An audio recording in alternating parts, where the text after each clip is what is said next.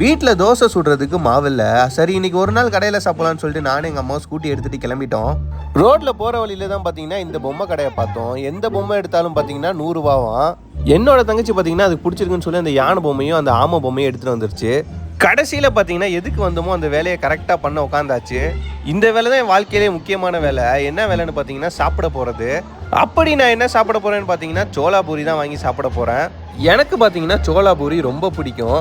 சோளாபூரி வாங்கினோன்னே பார்த்தீங்கன்னா அதை பொத்து விடுவேன். அதுலேருந்து ஒரு புகை வரும் பாருங்களேன், கையே வெந்து போயிடும்.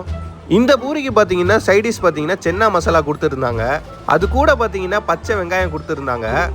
சோளாபூரி சாப்பிட்றப்ப மட்டும் பார்த்தீங்கன்னா என் வாயே பல்லா இழிக்கும். ஏன் நான் அப்படி சொல்கிறேன்னு பார்த்தீங்கன்னா சோளாபூரி எனக்கு ரொம்ப பிடிக்கும்.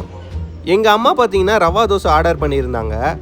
ஆனால் இந்த ஹோட்டலில் பார்த்தீங்கன்னா ரவா தோசை ஹைலைட் இல்லை, அது கூட கொடுக்குற அந்த 3 சட்னி தான் ஹைலைட்டு.